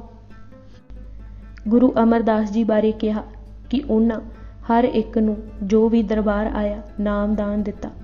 ਉਹਨਾਂ ਦਾ ਇੱਕ ਹੱਥ ਸੇਵਾ ਵਿੱਚ ਜੁਟਿਆ ਰਹਿੰਦਾ ਅਤੇ ਦੂਜਾ ਹਰ ਇੱਕ ਤੇ ਅਸੀਸ ਵਜੋਂ ਕਿਰਪਾ ਕਰਕੇ ਉੱਠਿਆ ਰਹਿੰਦਾ ਸੀ। ਤੈਂ ਹਰ ਧਨ ਦੋਹ ਹਾਥ ਲੁਟਾਇਆ, ਜੋ ਆਇਆ ਤਿੰਨ ਹੀ ਵਰਸਾਇਆ। ਏਕ ਹਾਥ ਸਤਿਗੁਰ ਕਾ ਭਗਤ ਗੁਰ ਸੇਵਾ, ਦੂਜਾ ਹਾਥ ਕਿਰਪਾ ਗੁਰਦੇਵਾ। ਕਮਾਲ ਦੀ ਟੁੱਕ ਦਿੱਤੀ ਹੈ ਮਹਿਮਾ ਪ੍ਰਕਾਸ਼ ਨੇ ਕਿ ਬਾਬਾ ਬੁੱਢਾ ਜੀ ਬੋਲ ਰਹੇ ਸਨ ਅਤੇ ਹਰਗੋਬਿੰਦ ਜੀ ਸਰੋਤੇ ਸਨ। ਭਾਈ ਬੁੱਢੇ ਵਰਣਨ ਕੀਆ ਸਰੋਤਾ ਸਤਿਗੁਰ ਆਪ। ਗੁਰੂ ਹਰਗੋਬਿੰਦ ਜੀ ਸਦਾ ਭਾਈ ਜੀ ਨੂੰ ਭਾਈ ਬੁੱਢਾ ਪਰਮ ਸੁਜਾਨ, ਬੁੱਢਾ ਪੁਰਾਤਨ ਸਿੱਖ ਪ੍ਰਮਾਣ ਹੀ ਕਹਿੰਦੇ ਸਨ।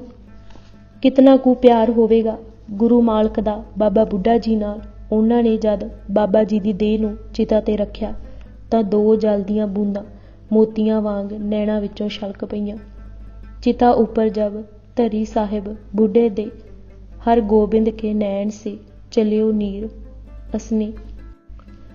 खुशवक्त राय दे बाबा बुढ़ा जी बारे तवरीख सिखां विच लिखे शब्द उन्हां दी वडियाई नूं होर दर्शाउंदे हन। उन्हां लिखिया है, ਗੁਰੂ ਨਾਨਕ ਦੇਵ ਜੀ ਬਾਲਕ ਬੂੜੇ ਦੇ ਮਿੱਠੇ ਬਚਨਾਂ ਅਤੇ ਨੇਕ ਅਮਲਾਂ ਤੋਂ ਇਤਨੇ ਪ੍ਰਭਾਵਿਤ ਹੋਏ ਕਿ ਆਪ ਜੀ ਨੇ ਉਸ ਨੂੰ ਭਾਈ ਬੁੱਢੇ ਦਾ ਖਿਤਾਬ ਦੇ ਕੇ ਨਿਵਾਜਿਆ ਅਤੇ ਉਸ ਨੂੰ ਸੇਵਕ ਦੀ ਪਦਵੀ ਤੋਂ ਚੁੱਕ ਕੇ ਮਾਲਕ ਬਣਾ ਦਿੱਤਾ। ਆਪ ਜੀ ਭਾਈ ਬੁੱਢੇ ਦਾ ਅਥਾਹ ਸਤਿਕਾਰ ਕਰਦੇ ਅਤੇ ਉਹਨਾਂ ਨੂੰ ਬੇਪਨਾਹ ਅਸੀਸਾਂ ਦਿੰਦੇ। ਅਖੀਰ 19ਵੇਂ ਅਤੇ 20ਵੇਂ ਸਿੱਖਾਂ ਬਾਰੇ ਭਾਈ ਗੁਰਦਾਸ ਜੀ ਨੇ ਫਿਰਨਾ ਜੀ ਅਤੇ ਜੋਧ ਜੀ ਦਾ ਨਾਂ ਲਿਖਿਆ ਹੈ। ਇਹ ਦੋਵੇਂ ਗੁਰੂ ਨਾਨਕ ਪਾਤਸ਼ਾਹ ਕੋਲ ਆਏ ਅਤੇ ਅਰਦਾਸ ਕੀਤੀ, ਕੋਈ ਐਸਾ ਉਪਦੇਸ਼ ਕਰੋ ਜੀ ਜਿਸ ਕਰਕੇ ਸਾਡਾ ਕਲਿਆਣ ਹੋਵੇ ਅਤੇ ਸਿੱਖੀ ਪ੍ਰਾਪਤ ਹੋਵੇ। ਤਾਂ ਬਚਨ ਹੋਇਆ, ਮਨ ਨੀਵਾਂ ਕਰ ਸਿੱਖੀ ਪ੍ਰਾਪਤ ਹੁੰਦੀ ਹੈ। ਜੋ ਤੁਹਾਡੇ ਸਰੀਰ ਪਾਸੋਂ ਸੇਵਾ ਸਿੱਖਾਂ ਦੀ ਹੋਵੇ ਆਵੇ ਸੋ ਕਰਨੀ ਅਤੇ ਪਿਛਲੀ ਰਾਤ ਉੱਠ ਕੇ ਇਸ਼ਨਾਨ ਕਰਕੇ ਨਾਮ ਦਾ ਅਭਿਆਸ ਕਰਨਾ ਅਤੇ ਮਨ ਨੀਵਾਂ ਰੱਖਣਾ। ਵਾਹਿਗੁਰੂ ਨੂੰ ਸੁਆਮੀ ਜਾਣਨਾ ਅਤੇ ਆਪ ਨੂੰ ਸੇਵਕ ਸਾਧ ਸੰਗਤ ਵਿੱਚ ਜਾ ਕੇ ਪ੍ਰੀਤ ਕਰਕੇ ਗੁਰੂ ਕਾ ਸ਼ਬਦ ਸੁਣਨਾ। ਦੋਨੋਂ ਸ਼ਬਦ ਅਤੇ ਸੇਵਾ ਦੀ ਮੂਰਤ ਹੀ ਬਣ ਗਏ। ਗੱਲ ਕੀ ਇਹਨਾਂ 20 ਸਿੱਖਾਂ ਦੀ ਸੂਚੀ ਬਣਾ ਕੇ ਭਾਈ ਗੁਰਦਾਸ ਜੀ ਨੇ ਇਹ ਦ੍ਰਿੜਾਉਣ ਦਾ ਯਤਨ ਕੀਤਾ ਕਿ ਗੁਰੂ ਨਾਨਕ ਦੇਵ ਜੀ ਪਾਸ ਹਰ ਜਾਤ, ਹਰ ਪਾਤ, ਹਰ ਦੇਸ਼, ਹਰ ਧਰਮ, ਹਰ ਪ੍ਰਕਾਰ ਦੇ ਲੋਕੀ ਉਪਦੇਸ਼ ਲੈਂਦੇ ਅਤੇ ਜ਼ਿੰਦਗੀਆਂ ਸੰਵਾਰਦੇ ਸਨ।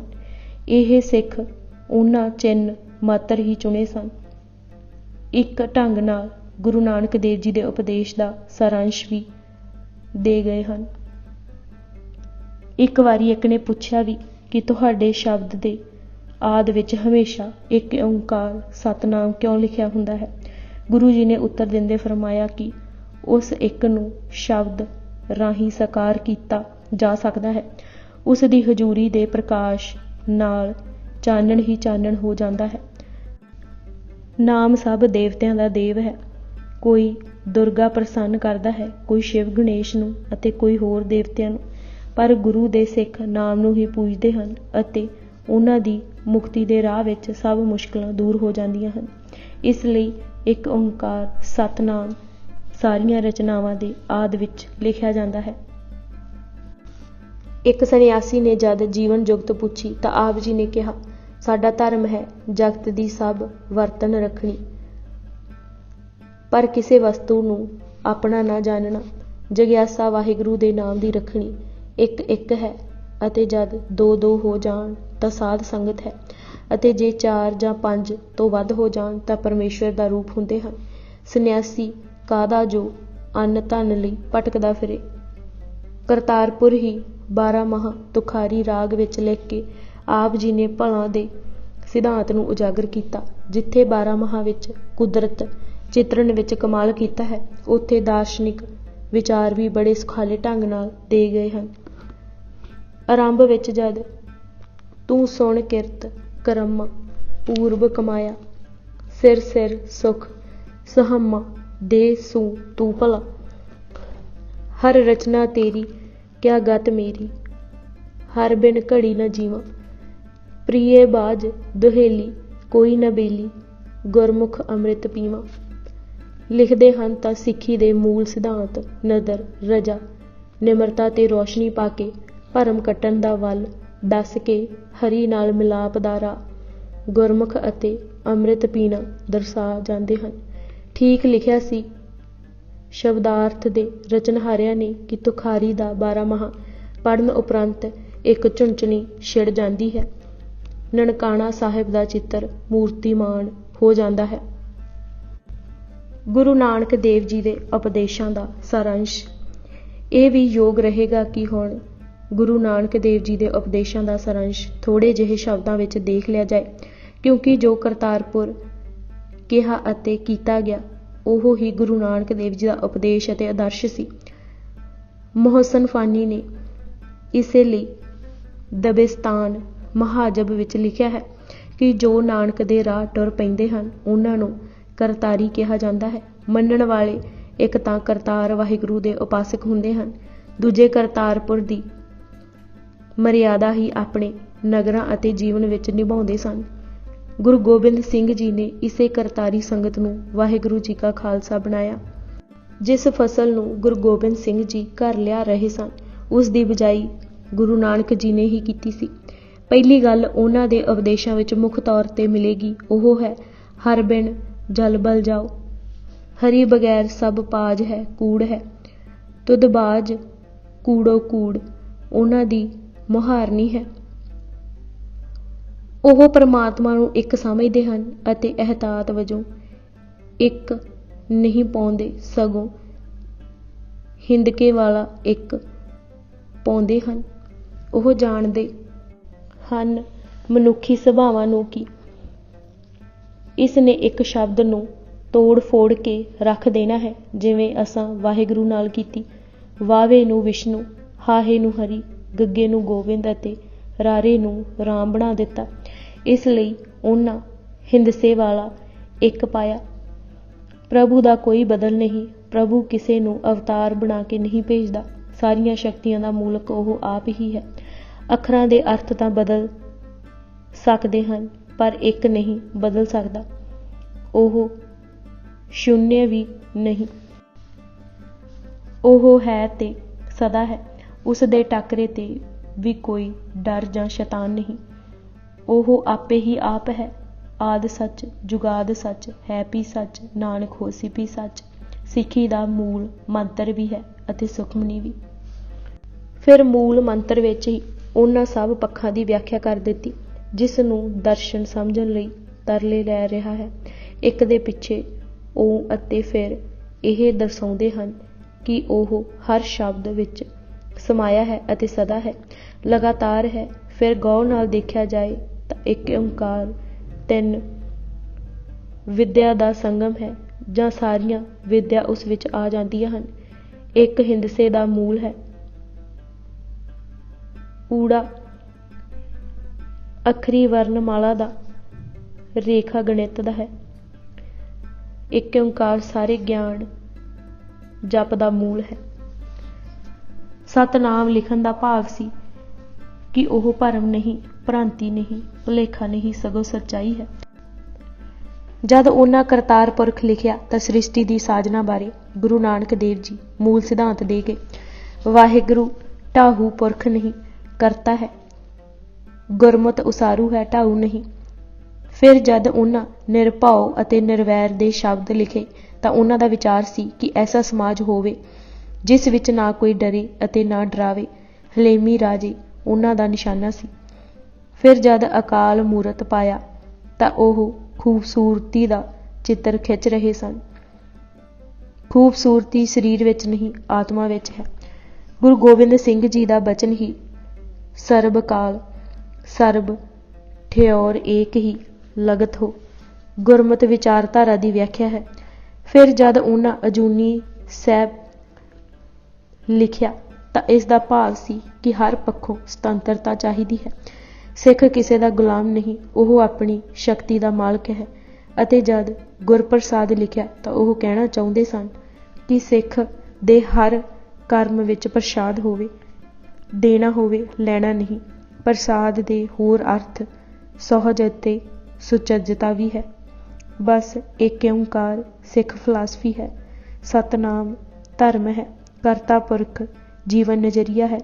ਨਿਰਭਉ ਨਿਰਵੈਰ ਰਾਜਨੀਤੀ ਹੈ। ਅਕਾਲ ਮੂਰਤ ਕਲਾ ਸੁਹਜ ਸਵਾਦ ਹੈ। ਅਜੂਨੀ ਸਾਹਿਬ ਆਰਥਿਕ ਸੁਤੰਤਰਤਾ। ਗੁਰਪ੍ਰਸਾਦ ਪ੍ਰਯਾਸ ਨਾਲ ਨਹੀਂ, ਪ੍ਰਸਾਦ ਨਾਲ ਪ੍ਰਾਪਤ ਹੁੰਦਾ ਹੈ, ਉਹ ਵੀ ਸ਼ਬਦ ਦੁਆਰਾ। ਸਭ ਮਹਿ ਜੋਤ, ਜੋਤ ਹੈ ਸੋਏ। ਜਿੱਥੇ ਉਹਨਾਂ ਏਕੋ ਹੈ ਭਾਈ, ਏਕੋ ਹੈ ਦੀ ਧੁਨੀ ਉਠਾਈ, ਉੱਥੇ ਉਹਨਾਂ ਮਨੁੱਖਤਾ ਦੀ ਏਕਤਾ ਤੇ ਵੀ ਜ਼ੋਰ ਦਿੱਤਾ। ਸਭ ਮਹਿ ਜੋਤ, ਜੋਤ ਹੈ ਸੋਏ ਤਾਂ ਉਹਨਾਂ ਦੀ ਨਿੱਤ ਦੀ ਆਰਤੀ ਸੀ।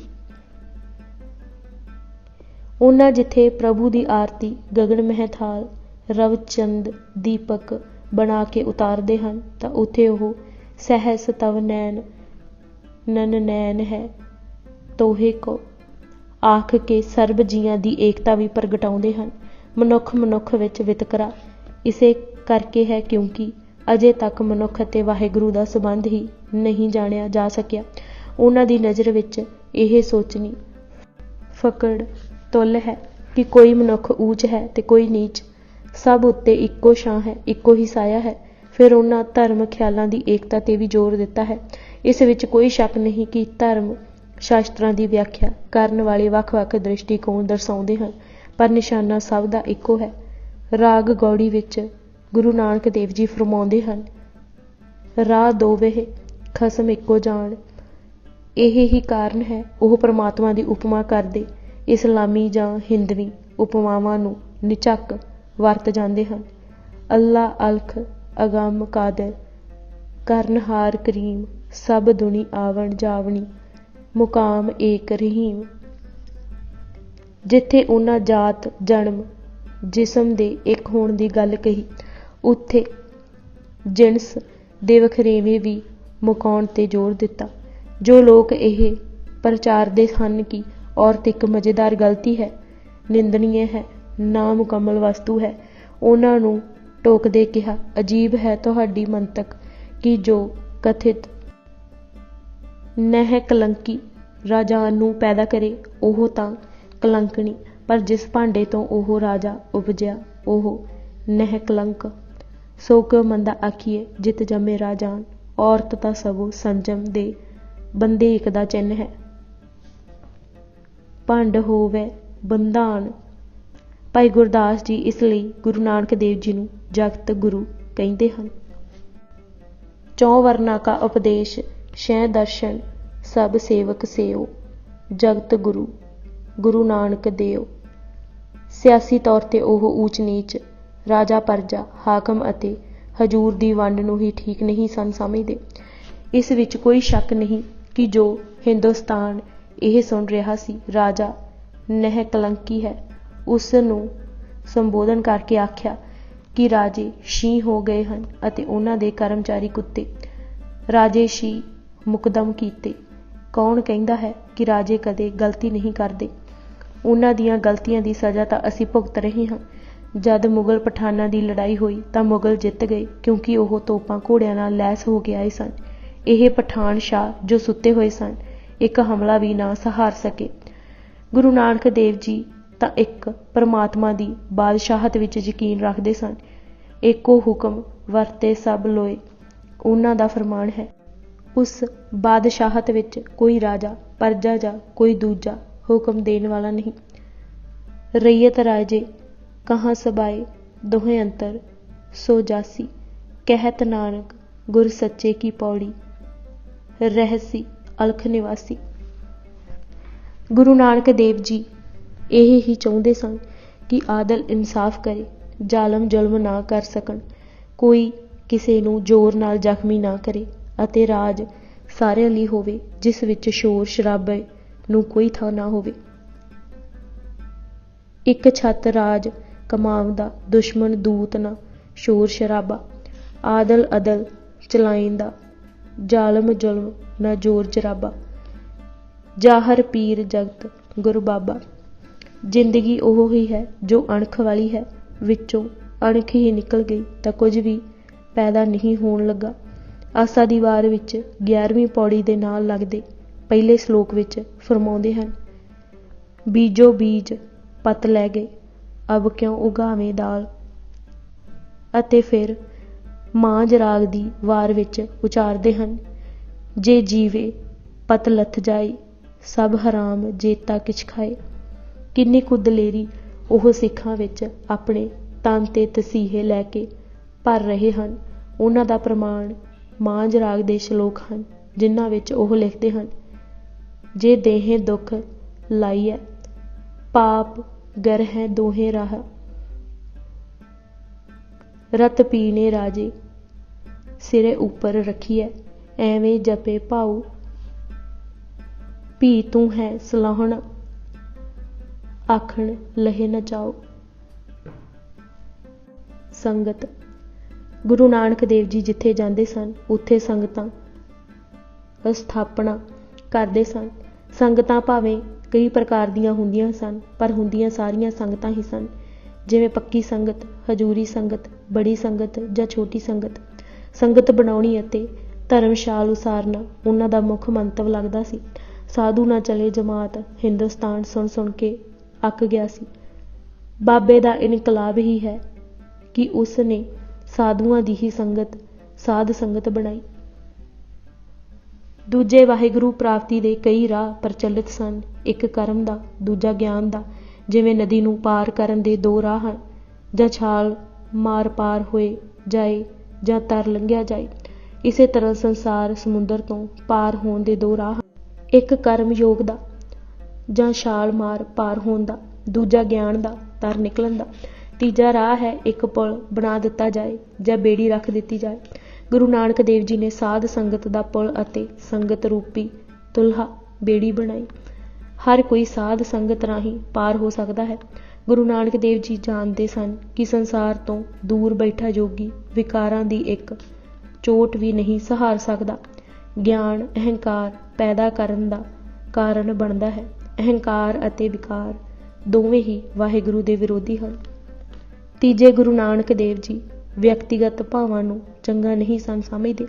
ਉਹ ਜਮਾਤੀ ਭਾਵ ਪੈਦਾ ਕਰਨਾ ਲੋੜਦੇ ਸਨ। ਆਪਣੀ ਭੁੱਖ ਮਿਟਾ ਲੈਣੀ ਜਾਤੀਪੁਣਾ ਹੈ ਜਾਂ ਖੁਦਗਰਜੀ ਹੈ। ਇਹ ਅਹਿਸਾਸ ਪੈਦਾ ਹੋ ਜਾਏ ਕਿ ਜਦ ਤੱਕ ਸਾਰੇ ਭੁੱਖੇ ਹਨ ਮੈਨੂੰ ਸ਼ਾਂਤੀ ਨਹੀਂ, ਸੰਗਤੀ ਭਾਵ ਪੈਦਾ ਕਰ ਦੇਵੇਗਾ। ਇਹ ਵੀ ਸੰਨਿਆਸੀ ਦੀ ਸਵਾਰੀ ਹੋਈ ਕਿਸਮ ਹੈ ਕਿ ਸਾਨੂੰ ਕਿ ਜੋ ਮਰਜ਼ੀ ਪਿਆ ਹੋਵੇ। ਗੁਰੂ ਜੀ ਕਹਿੰਦੇ ਹਨ ਕਿ ਸਾਨੂੰ ਹੈ, ਜੇ ਨਾਲ ਦਾ ਗਵਾਂਢੀ ਦੁਖੀ ਹੈ। ਭਾਈ ਲਾਲੋ ਨੇ ਗੁਰੂ ਨਾਨਕ ਦੇਵ ਜੀ ਲਈ ਵੱਖਰਾ ਚੌਂਕਾ ਸਵਾਰਿਆ ਅਤੇ ਪ੍ਰਸ਼ਾਦ ਛਕਣ ਲਈ ਕਿਹਾ ਤਾਂ ਉਹਨਾਂ ਦਾ ਇਹ ਕਹਿਣਾ, ਲਾਲੋ ਸਾਰੀ ਧਰਤੀ ਹੀ ਮੇਰਾ ਚੌਂਕਾ ਹੈ। ਸੰਗਤੀ ਅਤੇ ਪੰਗਤੀ ਭਾਵ ਉਪਾਜਨ ਲਈ ਹੀ ਸੀ। ਇਕੱਲਿਆਂ ਤੁਰਨਾ ਅਤੇ ਜੂਝਣਾ ਆਸਾਨ ਹੈ, ਪਰ ਇੱਕ ਹੋਰ ਨੂੰ ਨਾਲ ਲੈ ਕੇ ਤੁਰਨਾ ਹੋਵੇ ਤਾਂ ਜ਼ੋਰ ਬੇਸ਼ੱਕ ਘੱਟ ਲੱਗਦਾ ਹੈ, ਪਰ ਸਾਵਧਾਨੀ ਦੀ ਲੋੜ ਵੱਧ ਜਾਂਦੀ ਹੈ। ਨਾਲੇ ਦੂਰਾ ਕੰਮ ਹੋ ਜਾਂਦਾ ਹੈ। ਇੱਕ ਆਪਣੇ ਆਪ ਨੂੰ ਤੋਰੀ ਰੱਖਣਾ ਅਤੇ ਦੂਜਾ ਸਾਥ ਨੂੰ ਨਾਲ ਲੈ ਕੇ ਤੁਰਨਾ। ਸੰਗਤ ਤੇ ਜ਼ੋਰ ਦੇਣ ਦਾ ਇਹ ਵੀ ਇੱਕ ਕਾਰਨ ਸੀ ਕਿ ਭੇਖ, ਵਰਨ ਅਤੇ ਜਾਤ ਤੋਂ ਸਿੱਖ ਉੱਚਾ ਹੋ ਜਾਏ। ਇਸ ਆਸ਼ੇ ਦੀ ਪੂਰਨ ਸ਼ਕਲ ਦੇਣ ਲਈ ਗੁਰੂ ਗੋਬਿੰਦ ਸਿੰਘ ਜੀ ਨੇ ਪੰਥ ਸਾਜਿਆ। ਭਾਈ ਗੁਰਦਾਸ ਜੀ ਦੂਜੇ ਦੇ ਸ਼ਬਦਾਂ ਵਿੱਚ ਸੰਗਤ ਕੀਨੀ ਖਾਲਸਾ। ਇਹ ਸੰਗਤ ਹੀ ਪੰਥ ਰੂਪ ਹੋ ਨਿਬੜੀ। ਪੰਥ ਇੱਕ ਚੱਲਣ ਹਿੱਲਣ ਵਾਲੀ ਸ਼ਕਤੀ ਭਰਪੂਰ ਸੰਗਤ ਵੀ ਹੈ। ਜਦ ਸਿੱਧਾ ਪੁੱਛਿਆ ਵੀ ਕਿ ਤੁਸੀਂ ਆਪਣਾ ਧਰਮ ਮਹਿਲ ਕਿੰਨਾ ਥਮੀਆਂ ਤੇ ਸਹਾਰੇ ਖੜਾ ਕਰੋਗੇ ਤਾਂ ਗੁਰੂ ਨਾਨਕ ਦੇਵ ਜੀ ਨੇ ਭਾਈ ਗੁਰਦਾਸ ਜੀ ਦੇ ਸ਼ਬਦਾਂ ਵਿੱਚ ਫਰਮਾਇਆ, ਭਾਈ ਸੰਗਤ ਅਤੇ ਬਾਣੀ। ਭਾਈ ਗੁਰਦਾਸ ਜੀ ਨੇ ਇਸੇ ਭਾਵ ਵਿੱਚ ਲਿਖਿਆ ਹੈ, ਧਰਮਸਾਲ ਕਰਤਾਰਪੁਰ ਸਾਧ ਸੰਗਤ ਸੱਚਖੰਡ ਵਸਾਇਆ, ਵਾਹਿਗੁਰੂ ਗੁਰ ਸ਼ਬਦ ਸੁਨਾਇਆ। ਪਵਿੱਤਰਤਾ ਅਤੇ ਸਰਲਤਾ ਭਾਵ ਸਾਦਗੀ ਅਤੇ ਪਕੀਜ਼ਗੀ। ਗੁਰੂ ਨਾਨਕ ਦੇਵ ਜੀ ਸੰਸਾਰ ਤੋਂ ਨਸਿਆਂ ਹੋਇਆਂ ਨੂੰ ਸਮਾਜਿਕ ਜੀਵ ਬਣਾ ਕੇ ਲੋਕਾਂ ਦੇ ਦੁੱਖੜੇ ਸਹਾਰਨ ਲਈ ਪ੍ਰੇਰਨਾ ਚਾਹੁੰਦੇ ਸਨ। ਉਹ ਜਾਣਦੇ ਸਨ ਕਿ ਗ੍ਰਹਿ ਤਜ ਜਾਣਾ, ਜੰਗਲਾਂ ਵਿੱਚ ਵਸਣਾ ਆਸਾਨ ਹੈ, ਪਰ ਗ੍ਰਹਿਸਤੀ ਬਣ ਕੇ ਆਪਣੇ ਕੁਟੁੰਬ ਨੂੰ ਪਾਲਣਾ ਅਤੇ ਫਿਰ ਗੁਆਂਢੀ ਦਾ ਦਰਦ ਰੱਖਣਾ ਕਠਿਨ ਜਿਹਾ ਕਰਮ ਹੈ। C.H. ਪੇਨ ਲਿਖਦਾ ਹੈ ਕਿ ਗੁਰੂ ਨਾਨਕ ਦੇਵ ਜੀ ਦਾ ਮਤ ਹੈ ਕਿ ਜਿੱਥੇ ਤੂੰ ਬੈਠਾ ਹੈ ਉੱਥੇ ਹੀ ਉਸ ਨੂੰ ਪਾ ਸਕਦਾ ਹੈ। ਅਮਲੀ ਧਰਮ ਗੁਰੂ ਨਾਨਕ ਦੇਵ ਜੀ ਨੇ ਦਰਸਾਇਆ। ਮੁਸਲਮਾਨਾਂ, ਹਿੰਦੂਆਂ, ਕਿਸਾਨਾਂ, ਦੁਕਾਨਦਾਰਾਂ, ਸਿਪਾਹੀਆਂ, ਗ੍ਰਹਿਸਥੀਆਂ ਨੂੰ ਉਹਨਾਂ ਦੇ ਆਪਣੇ ਧਰਮਾਂ ਅਤੇ ਧੰਦਿਆਂ ਵਿੱਚ ਰਹਿੰਦੇ ਹੋਏ ਕਾਮਯਾਬੀ ਦਾ ਰਾਹ ਦੱਸਿਆ। ਗੁਰੂ ਜੀ ਨੇ ਫੋਕੀਆਂ, ਫਿਲਾਸਫੀਆਂ, ਰੀਤਾਂ, ਰਸਮਾਂ ਰਿਵਾਜਾਂ ਤੋਂ ਉਤਾਂਹ ਚੁੱਕ ਕੇ ਲੋਕਾਂ ਨੂੰ ਉਠਾਇਆ। ਕਿਸੇ ਕਿੱਤੇ ਨੂੰ ਉੱਤਮ, ਮੱਧਮ ਜਾਂ ਨਿਖਿੱਧ ਨਾ ਕਹਿ ਕੇ ਕਿਰਤ ਦੀ ਸੁਚੱਜਤਾ ਦਰਸਾਈ।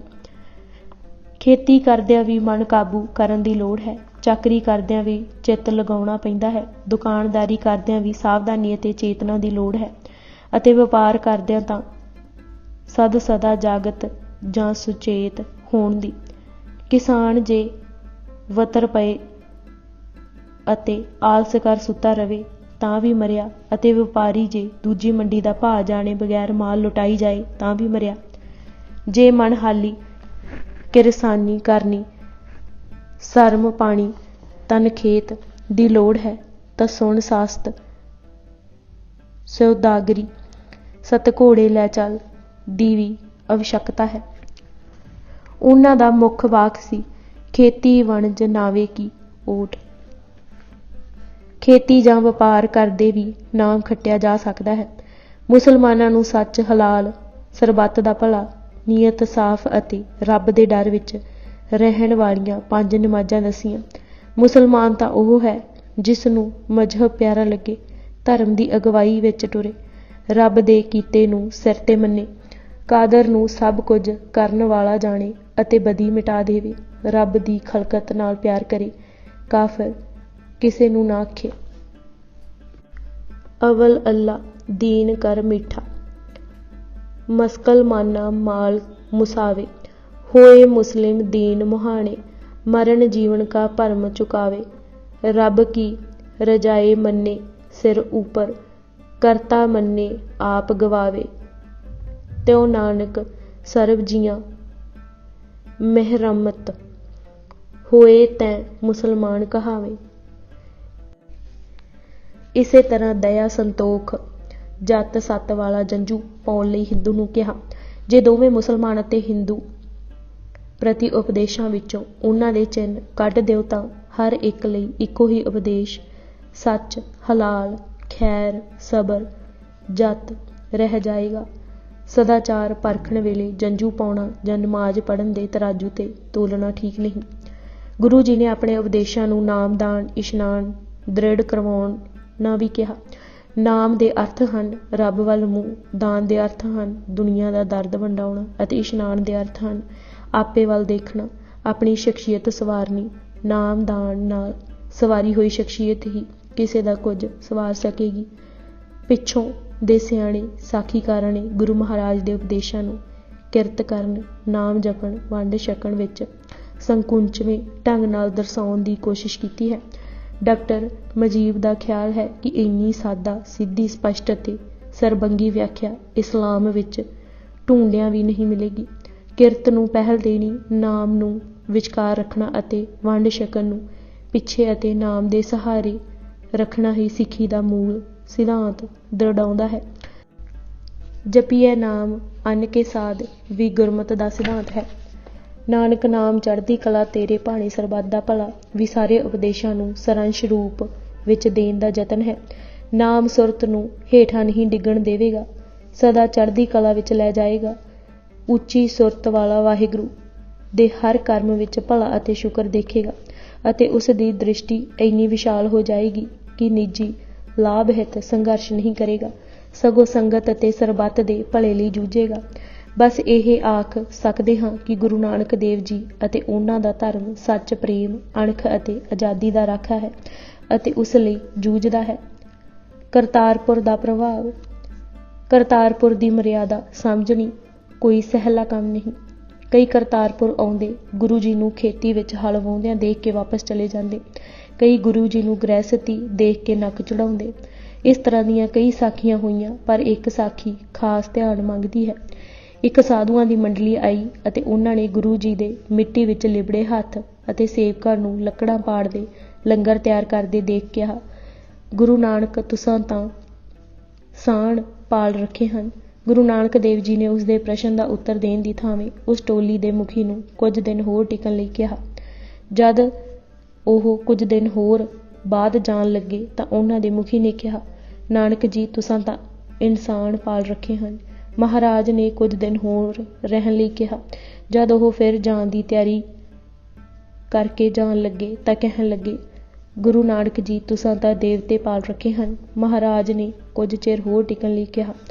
ਜਦ ਉਹ ਅੰਤਿਮ ਵਿਦਾਇਗੀ ਲੈਣ ਲਈ ਗਏ ਤਾਂ ਸਾਰੇ ਗੁਰੂ ਪਾਤਸ਼ਾਹ ਦੇ ਚਰਨਾਂ 'ਤੇ ਝੁਕ ਗਏ ਅਤੇ ਇੱਕ ਜ਼ੁਬਾਨ ਨਾਲ ਬੋਲ ਉੱਠੇ, ਮਹਾਰਾਜ ਤੁਸਾਂ ਤਾਂ ਪਰਮਾਤਮਾ ਦੇ ਰੂਪ ਪਾਲੇ ਹੋਏ ਹਨ। ਕੈਸਾ ਸੋਹਣਾ। ਭਾਈ ਵੀਰ ਸਿੰਘ ਨੇ ਲਿਖਿਆ ਹੈ ਕਿ ਗੁਰੂ ਨਾਨਕ ਜਗਤ ਵਿੱਚ ਆਇਆ, ਅਸੀਂ ਪਸ਼ੂ ਸਾਂ, ਸਾਨੂੰ ਆਦਮੀ ਬਣਾਇਆ, ਫਿਰ ਆਦਮੀ ਤੋਂ ਉਸਨੇ ਸਾਨੂੰ ਦੇਵਤੇ ਬਣਾ ਦਿੱਤਾ। ਸਾਡਾ ਹੁਣ ਧਰਮ ਇਹ ਹੀ ਹੈ ਕਿ ਧਰਮ ਦੀ ਕਿਰਤ ਕਰੀਏ, ਨਾਮ ਜਪੀਏ ਅਤੇ ਵੰਡ ਛਕੀਏ। ਸਮੁੱਚਾ ਸਿੱਖ ਇਤਿਹਾਸ ਬਸ ਇੰਨਾ ਹੀ ਹੈ। ਸਤਿਗੁਰ ਜੀ ਜਗਤ ਵਿੱਚ ਆਏ, ਵਿਚਰੇ, ਉਹਨਾਂ ਨੇ ਜੀ ਦਾਨ, ਨਾਮ ਦਾਨ ਅਤੇ ਉਪਦੇਸ਼ ਦਾਨ ਦਿੱਤਾ।